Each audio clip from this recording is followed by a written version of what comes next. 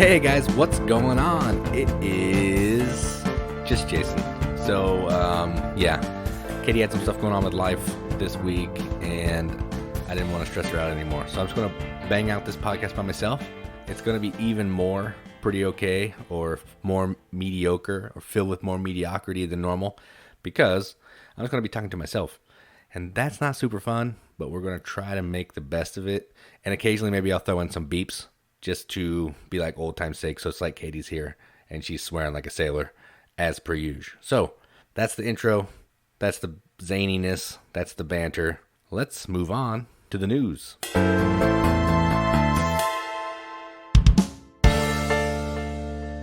All right, so for news today, I found one thing on Kickstarter, and then I found something that I just wanted to talk about because I think it's kind of neat. So the first game I want to talk about is the Kickstarter game, and it is called Canvas, and it's from Road to Infamy. It has 25 days left, and it's $24 for a basic pledge. So essentially what this game is, it does the Mystic Veil, like clear card deal, or Gloom, or Custom Heroes, or what that real big monstrosity, Edge of Darkness. It does that thing where you're trying to take cards that have a picture. You're trying to basically create a painting to score some in-game goal points. And at the bottom, I think there's going to be 5 different like little color palette sections. And each of the color palette sections could have different symbols. What you're trying to do is you're trying to put this painting together. You need 3 cards on top of each other to hit these in-game goals. So maybe you're trying to collect different types of symbols right next to each other. Maybe you're trying to collect certain types of symbols in space 1 and space 5. And whoever can do that the best is going to get the most points. It's a pretty simple like drafting game. You're just basically buying a card from a row, kind of like Century. So if you want the first one, it's free. If you want anything else, you have to put a token down to go past that first one. And however far you get, it's going to cost you more money. So sometimes it's in your benefit to take the first one, sometimes it's not. So yeah, the game looks awesome. It has really cool art. I think that clear card thing is pretty neat. Sometimes the cards can get a little grimy. That's my only complaint with those, but whatever. I guess you can put them in sleeves if you want to. So yeah, that's Canvas from Road to Infamy. It's on Kickstarter now. If it sounds like something that's up your alley, maybe go throw it some support because it's pretty cheap and the production is really nice. So the last piece of news that I wanted to talk about is something that's interesting but also kind of cheeses me off at the same time. And it's essentially a big box to hold a game plus expansions. And this is for Raiders of the North Sea plus both the expansions. So it's just a box with a nice fancy insert and 200 thematic card sleeves, which I think is essentially the new box art from the Miko. And it's $30. So I guess instead of having 3 boxes on your shelf, now you're going to have one bigger one. I don't know if that's a fair trade-off, but I bought into the hype too. I have the big geeky box for Smash Up, so I can't really complain too much. But I just think that enough is enough here, and we may need to just move on. But if you need the big box for your Raiders of the North Sea collection, and you want some cool sleeves, go check it out. $30, and it has GenCon pickup. I think you can order it, and it's going to be available Q3 of this year. So that's it. Raiders of the North Sea, big box. Now, time for Games Played.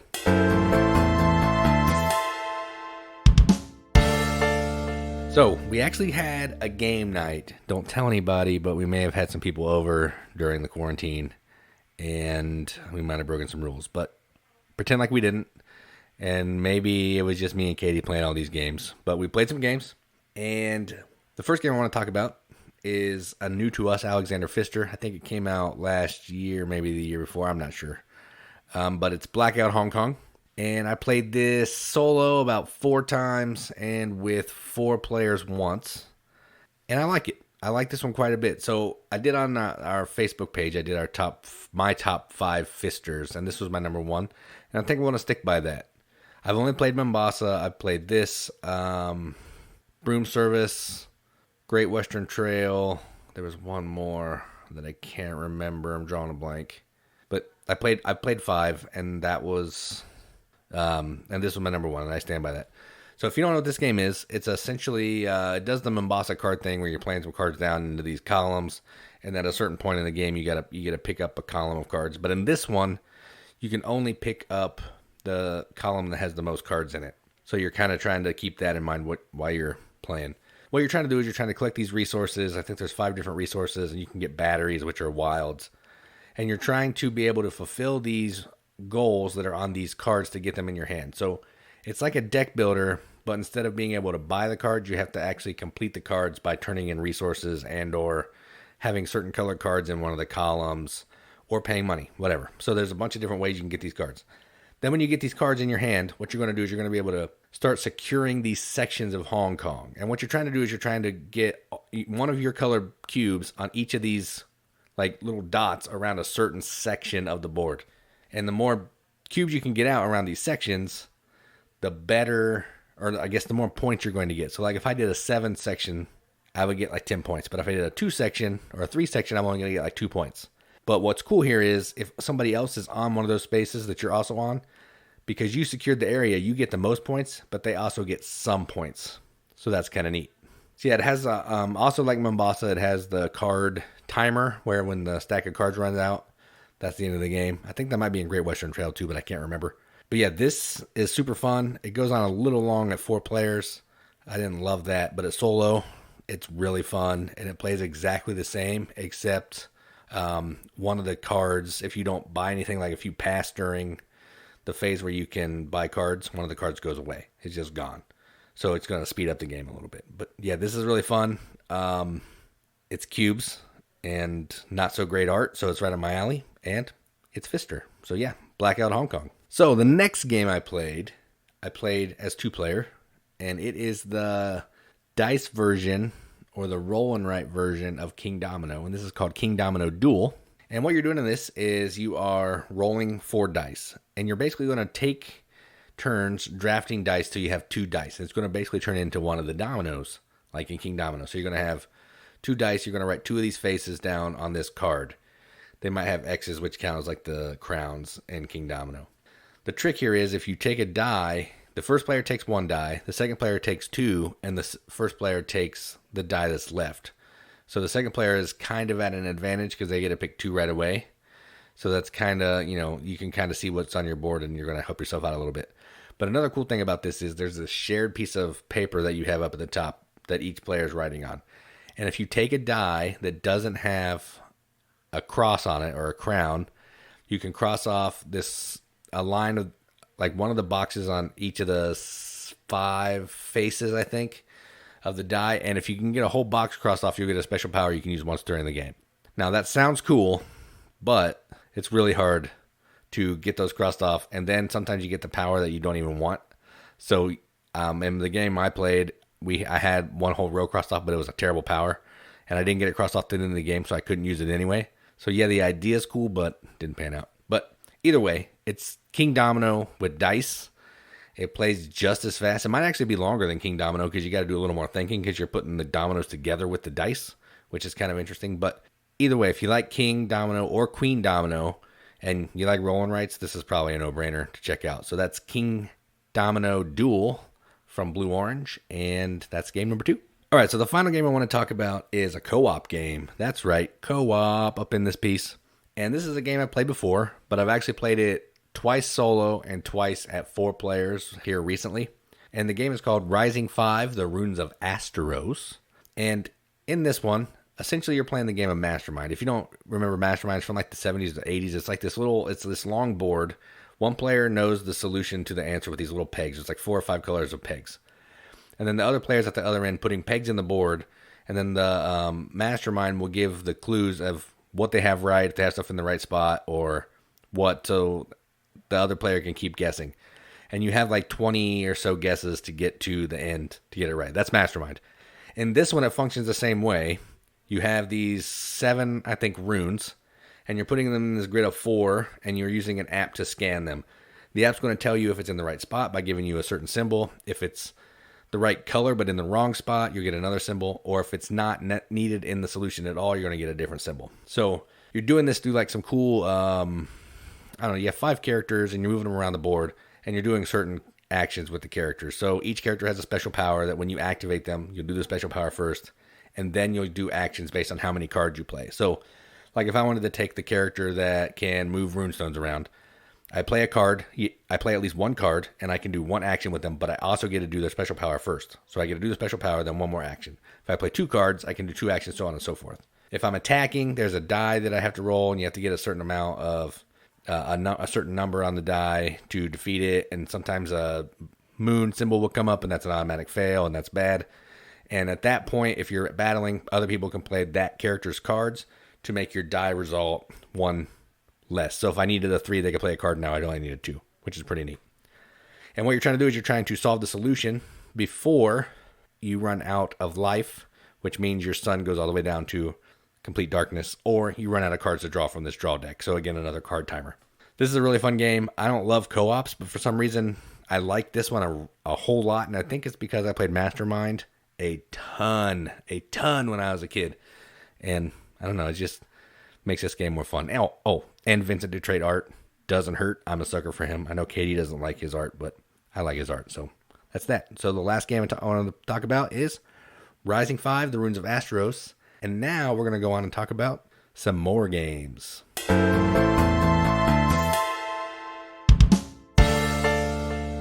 All right, so this week's feature, I wanted to bring back a top 10 list. We haven't done a top 10 list for a while. We've been doing like esoteric lists about the pandemic and games to play remotely and how to seduce people into doing games or whatever. We've just been doing deeper lists. So I wanted to get back to some roots. And I wanted to do the top 10 Bruno Cathala games, in my opinion. Now, I know these probably aren't everybody's favorite games. I get that. Again, pretty okay, mediocre. This is what we do here. But these are the games that I like of his the best and that I've played. That's the caveat. There's some of his that I haven't played, like Cyclades. I haven't played that. I'm probably not going to play it. There's another big one that I haven't played either. Mr. Jack. I've never played Mr. Jack. I've just played Pocket. Another big dog that I can't think of. Cleopatra, Society of Architects, and Shadows over Camelot. Haven't played those. So they might be on the list, but I haven't played them. So these are only the games that I played. And then after I do my top 10, I'll talk about some others that I like that didn't make the list, and I'll maybe explain why. Or maybe not. We'll see. All right, so number 10 is a new one to me. I mean, it's been out for a while, but I recently got this, I think, a couple months back. And this one's called Kanagawa. So number 10 is Kanagawa. So in this one, what you're doing is you're essentially trying to paint these paintings. It's set in, oh man, I'm so bad at Asian countries. I think it's Japan. I don't know. I'm going to say Japan. That's probably wrong. But it takes place in Japan, and you're like an artist over there, and you're trying to paint these murals of like scenery and animals and stuff. And what you're really trying to do is you're drafting these cards on this like bamboo sheet, and you're going to draft a column of cards. So when it comes to me, I can either draft a column of cards or I can flip more cards out. Then I'm going to take those cards and I got to determine if I want to put it in my painting, meaning I meet the criteria of the paint colors that are needed by having paints on certain colors of cards that I played before. Or I'm going to use it to expand my options of where I can put a paintbrush to take additional actions. You're going to do this until somebody has 10 or 12 cards painted. And then at that point, you're going to add up all the points on the cards. It's a pretty simple game. It took me a while to fumble through the rules, but even after we played it a little bit wrong, I still enjoyed it. And, I mean, Bruno Cathala doesn't really make a bad game, so there is that. So if you like a nice, peaceful, serene type of setting or theme, you like Asian theme and Asian artwork, then I'd say check this one out. So my number 10, Kanagawa. So my number 9, it kind of goes hand in hand a little bit with something that I mentioned in the games played section. So it's not Kingdomino, it's not Kingdomino Duel, it's Queendomino. So this is I don't know, everybody probably knows what Queendomino is, or at least Kingdomino. What you're doing in this is you're drafting a tile that looks like a domino, meaning it has 2 types of terrain on it. It could have the same terrain twice. It could have like forest and water. It could have a mine and a wasteland, whatever. It has 2 different types of terrain on this tile. Then you're going to take that tile and you're going to put it in your kingdom area, and you're trying to do a 5x5 grid. The way that the game works, the core of the game is you're trying to get crowns multiplied by a large section of the same kind of territory. So say I draft tiles I draft a tile that has 3 crowns on it, and it's forest. And then I have 5 other tiles connected to that are all forest. So I would take those 5 sections of that terrain times the 3 crowns, and I get 15 points. That's the crux of the game, the crux of the scoring. But in Queendomino, it adds a little bit more. So it's going to give you these knights that you can put out on a large territory. Like say I have that 5 section of forest again. I can send this knight out, and I can tax the crap out of that land and get some money. Why do I need money, you might ask? Good question. So I'm going to use the money that I get from taxing these poor people to go buy these building tiles that I can put on certain types of terrain that I'm drafting on these dominoes. So on the dominoes, there's going to be a red section that looks like a building in progress. And I can go to this one section of the play area and buy tiles for a certain amount of money. The tiles are basically going to either be points, so like 5 points. They're going to give me points for however many knights I have out on the board. They might give me points for how many castles that are out on the board, meaning these little like, they look like little, what are those called? Rooks in chess. They kind of look like that. And then when you get those, you're going to put them on the tile. So you're just basically buying these tiles to get more points, which is pretty neat. And there's also a dragon that's going to come in to play. The dragon's going to come burn up some of those tiles. And then whoever has the most of the little rook pieces, they're going to get the queen to come visit their city, and everything's going to cost one less. It's essentially Kingdomino with those 3 extra little pieces of flair. But I like it. It's fun. It's fast. And it's really nice to look at because I think the tiles are really neat. So my number 9, Queendomino. Number 8. I know what you've been waiting for. You've been waiting for number 8. Maybe not. I don't know. I don't know why I said that. But number 8 is Yamatai. So this is the Days of Wonder big box follow-up to another one of his games, which may show up later, so I'm not going to say it now. And in this game, what you're trying to do is you're taking these little boats, these different colored boats, which are really going to function like the resources, and you're putting them in between spaces on the board to form a route. The reason that you're doing this is you're trying to get certain color boats around hexes to be able to put buildings down or claim these building cards to score points. That's the gist of the game. You're going to be trying to do that to get the most points, more points than everybody else. You're also going to be recruiting these nobles, I think they're nobles, or special characters that you're going to be able to spend money on. They're going to come in and give you some extra powers throughout the game. There's more to the game than that, but at the end of the day, it's essentially kind of like a route building, area control type game. One of the reasons why I really like it is it's gorgeous. It's another Asian themed game. It has a beautiful box. The board is amazing. All the bits are really cool. And the gameplay is fun to boot. It may not be as good as the one that it's following up, which, spoiler, it's not. But I enjoy it. So my number 8, Yamatai. Number 7 is another Asian themed game. But this time I think we're going to China. And we're going to be a female Chinese pirate. And her name is Madam Ching. So I don't know if many people played this game. I got it for like a song on a Black Friday deal. It was like $5. And again, meant to do trade art, so it sucked me in. But this game is actually really fun. So what you're doing in this game is you are a pirate, and you're controlling this junk boat, which is a little tiny like pirate boat. And what you're trying to do is you're trying to make an expedition as far as you can go to be able to pick up these expedition tiles. And what that means is it's basically a point tile based on how far you can get your boat to go. The trick here is you're moving your boat by playing these cards. So there are cards, I think, in 5 or 6 different colors, and they go from like 1 to like 60. So when you play a card, you always have to go from low number to higher number. If you play the same color, your boat goes straight. If you play a different color and higher number, your boat goes in a diagonal line. So there are times when you want to go straight because maybe you're trying to cross this other line. There's times when you want to go diagonal because you're trying to get down to Hong Kong, I think, to get to try to get some extra points. It's a fun game. It's an interesting game. And also on these cards when you're playing them, they have these little symbols. There's like some sword crosses, some lanterns. I think there's like a parchment. I can't remember the symbols. It's been a while since I played it. But you're also trying to collect different symbols on your expedition, which means the card's played out in front of you before you play a card that's too low and you bust, to try to claim these other cards in the game to try to score extra points. So it's essentially just a moving and set collection type game, but packaged in a really neat way. And it's kind of a game like no other. Like I've never played a game like this, which is interesting. Yeah, the card thing has been done, but the way this one does it is interesting to me. So my number 7, Madam Ching. All right, so my number 6 is not an Asian themed game. So we're moving on from Asian themes. And this is a game about being in the deep sea, trying to recruit different types of underworld big bads to come join your fight. And it's called Abyss. This is a really cool, nice production with really cool pearls that you're using for money. But at this game's heart, what it is it's a push your luck kind of drafting game where you're trying to get these certain colors of cards to be able to spend them to recruit these leaders. I think they're leaders. of one of the colors of the races. So maybe I'm looking for a yellow character to come be on my team. So I need to cash in like these certain types of cards to go and buy that guy to come into my team. If I can ever get 3 of the leaders that have keys on them, I get to unlock this tile that's going to come in. It's going to give me in-game points. That's essentially the game. You're trying to draft some little cards to buy bigger cards to get these big tiles to come in to get more points. And I think the game ends when someone has 7 leaders, I believe. That might be incorrect, but it's 6 or 7 leaders. It's going to trigger the end of the game, and then you add up points. So that's it. I don't know why I like this game so much. It's pretty light. Well, again, all of his games are light with the exception of a couple. But I love it. It's fun.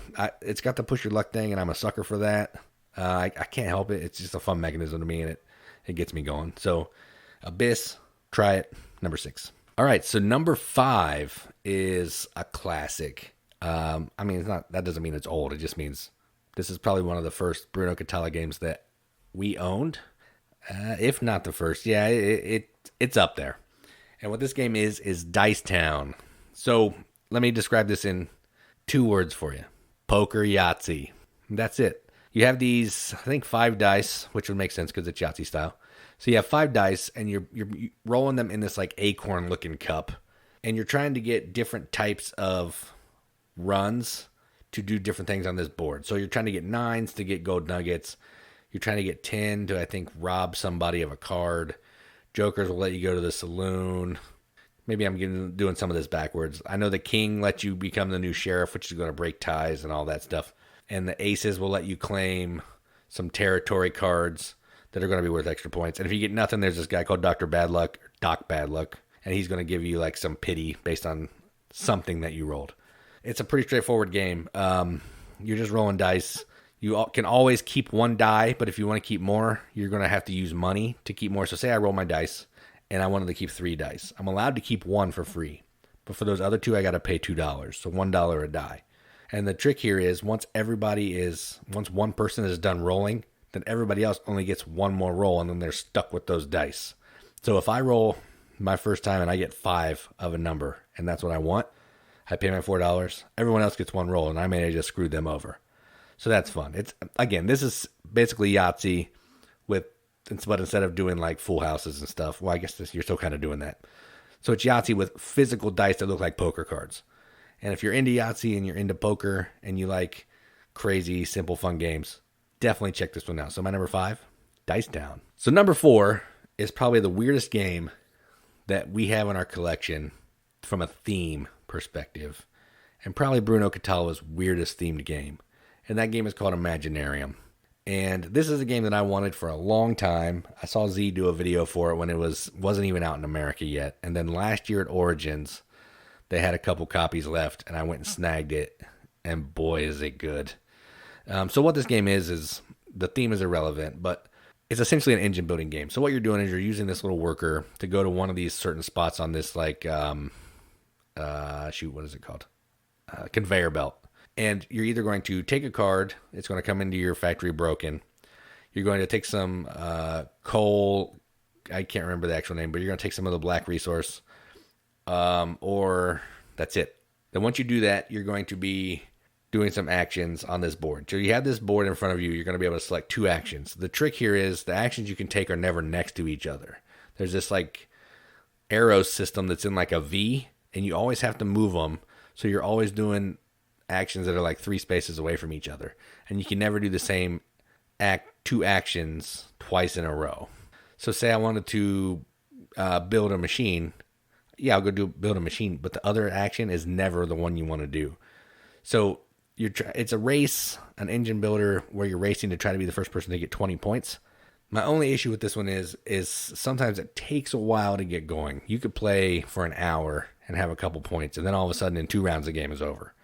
So it's a really slow at the beginning, and then it amps up super fast. But if that doesn't bother you, and you like weird art, and you like cool engine builders with some really weird, different mechanisms in it, this is definitely a game you should check out. There's a video of it on our YouTube channel, and that is number 4, Imaginarium. So number 3 was tough. I almost made this my number 1, but then I realized there's a couple that I really do like better. But number 3 is really fun, and I've never won it, not one time. and I've played it a lot. And that is Nagaraja. So this is a 2-player only game where you're rolling these like sticks, rajas, or nagas. I can't remember. It's one of those 2 words. You're rolling these sticks, and they're either going to have pips on a side, or they're going to have this like squiggly line, which is going to let you play cards. What you're trying to do is you're trying to get the most pips to be able to claim a tile, because you want to get this tile out on your board because you're trying to build a path from your entrances to one of the 9 edges of your board to flip these like artifacts, and you're trying to be the first person to get 20 points. Bruno really likes 20 points. But so the trick here is some of the artifacts are cursed. They're worth more points, but if you flip 3 of them, you automatically lose. So as long as you have 2, you're fine. But sometimes your opponents can move things around and make you flip them, and you might expose that 3rd one. Or you may have 18 points ready to go. Someone comes in, breaks your path up, and it flips 2 of your tiles face down, and you lost, 8 points. So the crux of the game is really easy. You're just rolling you're playing a card to pick some of these sticks to roll them. There are 3 different types of sticks. They all have different pips, different like probabilities of getting things. And then you're going to play cards based on how many Rajas you have or Nagas you have to try to either screw over your opponent or help you add pips to your rolls or whatever. Then you're going to take the tile, maybe some other little bonus thing that's on the tile, put it on your board, try to flip some artifacts. That's the game. It's really easy. Man, it is tough. It's irritating. It's frustrating, but I like it quite a bit. So if you can get a chance to play it, I recommend it. So my number 3, Nagaraja. Number 2 is another 2-player only game, and this is probably pretty obvious because we talk about this a lot on the channel, and that is Seven Wonders Duel. So this is a lot, and I guess I should have said this up at the top. A lot of Bruno Cathala's games are co-design games. Dice Town was a co-design. I think Imaginarium is a co-design. Seven Wonders Duel is a co-design with Antoine Bauza. Yamatai is a co-design. I think that's it in that list, but I could be wrong. But he co-designs a lot of games. But I'm just lumping anything that he's designed or co-designed as a Bruno Cathala game to make it easy, because his influence, you can definitely tell, is there. So number 2, Seven Wonders Duel. This is a 2-player only version of the Big Brother Seven Wonders. And in this is essentially, it's a drafting game still, but you're doing it through this cool like pyramid build where there's going to be some cards face up, some cards face down. You don't know what the face down cards are until you get all of the face up cards on top, like off of it. So like you have to get these 2 face up cards, and then once the face down card's fully exposed, you'll flip it and you'll get to see what it is. You're trying to move the military track to either secure a military victory, which means you get the token all the way to your opponent's side. You're trying to get 6 of these or 5 of these science symbols, which are the green cards. You can win the game automatically. Or if neither one of those 2 happens, you're just trying to get the most points and win that way. You're going to play over 3 rounds. It's going to amp up as it goes. And in this one, each player has 4 wonders given to them at the beginning of the game, but only one of them is going to be able to build 4, hence the name Seven Wonders. So one person is going to build 3, and the other one has to go back in the box. But outside of that, I mean, that's where the Seven Wonders theme stops, other than the cards being the same art as in the Big Brother. So yeah, if you like Seven Wonders or you don't, and you like interesting 2-player games, definitely check this one out because it's one of mine and Katie's favorites, and that is Seven Wonders Duel. All right, so my number 1 should come as no surprise. I already kind of spoiled it when I was talking about Yamatai, and that is 5 Tribes. This is hands down my favorite Bruno Cathala. It's the heaviest one. I mean, it's not heavy by any means, but it's the heaviest game.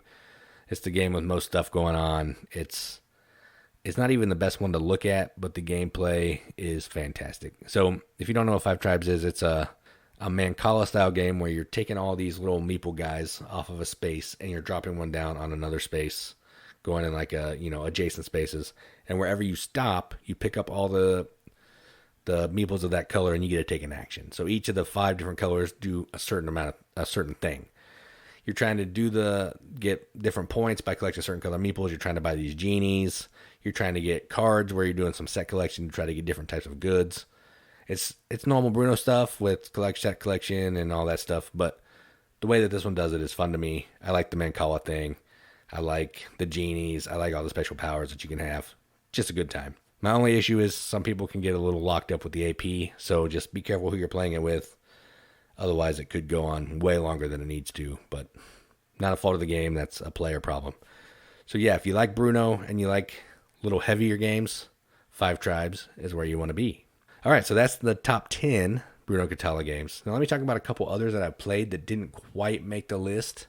And I don't even know why they didn't really make the list because I like a lot of these, but yeah, let's just talk about some.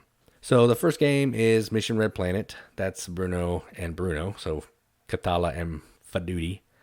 And this is a fun game. I've only played it once, so I didn't feel comfortable putting it on the list. And it was a little mean. I tried to stay away from the mean games. I don't think I had any of the mean games up here. Yeah, none of these are super mean. So I just steered away from that. But that's my only issue with this one is it's mean. And I remember that irritated me, so that kept it off the list.